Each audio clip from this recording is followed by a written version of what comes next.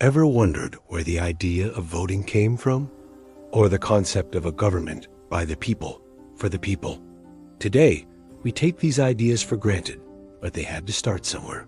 That somewhere was ancient Athens, over 2,500 years ago. Let's travel back in time and explore the dramatic and often turbulent birth of democracy. Our story begins in the 6th century BCE. Athens wasn't the shining beacon of philosophy and art we often imagine. It was a city teetering on the brink of civil war. The social structure was incredibly unequal. A small group of wealthy aristocrats, known as the Eupatridae, held all the power. They owned the best land and controlled the government and the courts. Meanwhile, the vast majority of Athenian citizens were struggling. Small farmers were falling deeper and deeper into debt, often borrowing from the very aristocrats who ruled over them. The penalty for failing to repay a debt was severe. You and your family could be forced into slavery. This system, known as debt bondage, was tearing Athenian society apart. Resentment was simmering, and the city was a powder keg waiting for a spark. That spark came in the form of a man named Solon. Around 594 BCE, Solon, a respected statesman and poet, was appointed as a mediator to reform the laws and prevent a full-blown revolution. Solon wasn't a radical, but his reforms were revolutionary for their time.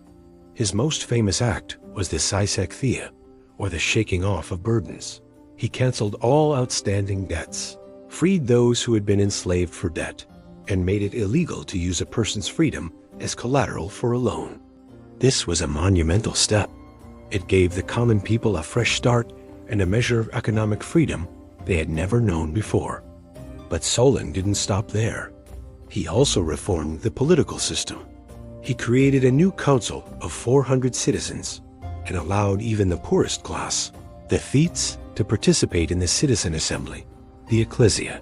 While the highest offices were still reserved for the wealthy, every citizen now had a voice and a vote in the assembly. This was the first crucial step toward a more inclusive government. Solon laid the foundation, but the path to full democracy was still long and fraught with challenges. After Solon, Athens experienced a period of tyranny. Don't think of a tyrant in the modern sense of a brutal dictator. In ancient Greece, a tyrant was simply a ruler who seized power unconstitutionally, often with the support of the people. In Athens, this was a man named Pisistratus. He was a populist leader who, despite his undemocratic rise to power, actually continued many of Solon's reforms and worked to improve the lives of the common citizens. He launched public building projects, which created jobs and established festivals that helped forge a common Athenian identity. However, after his death, his sons took over, and their rule became much more oppressive. This led to their eventual overthrow and created a power vacuum.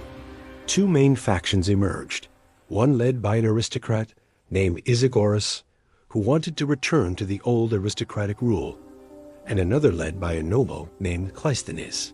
Here's where things get really interesting.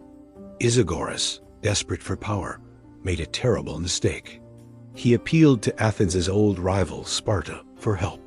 A Spartan army marched into Athens and exiled Cleisthenes and hundreds of his supporters. Isagoras then tried to dissolve the council and establish a narrow oligarchy.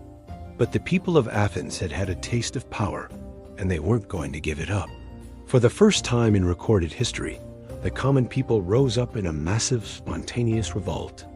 They besieged Isagoras and his Spartan allies on the Acropolis, forcing them to surrender and flee. It was a stunning victory for the people. With the path now clear, Cleisthenes returned in 508 BCE. He is often called the father of Athenian democracy because he enacted a series of radical reforms that truly put power in the hands of the citizens. His most brilliant move was to completely reorganize the citizen body. He broke up the old tribes, which were based on family and clan loyalties, and created 10 new tribes based on a citizen's place of residence.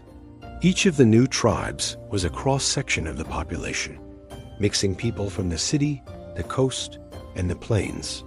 This broke the power of the old aristocratic clans and forced citizens to think of themselves not as members of a family, but as Athenians. Cleisthenes also expanded the council, the boule, to 500 members, with 50 chosen by lot from each of the 10 new tribes. This practice of selecting officials by lot, rather than by election, became a hallmark of Athenian democracy. The idea was that any citizen was capable of serving the state, and it prevented powerful or wealthy individuals from dominating politics. The ecclesia, the assembly of all citizens, became the supreme governing body. It met on a hill called the Nix, and any male citizen over the age of 18 could attend, speak, and vote on everything from laws to foreign policy to declarations of war. It was direct democracy in its purest form. To protect this new system, Cleisthenes is also thought to have introduced the practice of ostracism. Once a year, citizens could vote to exile any individual for 10 years without any specific charge. This wasn't a punishment for a crime. It was a political tool to neutralize someone who was becoming too powerful or a threat to the democratic order. You would write their name on a piece of broken pottery called an ostracon, which is where the word ostracism comes from. Of course, we have to be clear about the limitations of Athenian democracy. It was far from perfect. The term all citizens was very restrictive. It only included adult male citizens who had completed their military training. Women were completely excluded from political life. So were slaves, who made up a significant portion of the population, and medics, the resident foreigners who were often merchants and craftsmen. So in reality, only about 10 to 20% of the total population of Athens actually had the right to vote. Despite these significant limitations, what the Athenians created was groundbreaking. For the first time, a major state was governed not by a king, a tyrant, or a small group of aristocrats, but by its own citizens. The ideas that blossomed in ancient Athens citizen participation, political equality, rule of law, and free speech formed the bedrock of what we now call Western civilization. The journey was messy, violent, and full of setbacks. It wasn't the result of a single brilliant mind, but the product of a long struggle by ordinary people demanding their rights. From the debt crisis that sparked Solon's reforms to the popular uprising against Isagoras, the birth of democracy was a testament to the power of a united citizenry. It reminds us that democracy is not just a system of government. It's an ongoing project, a value that must be constantly fought for and defended.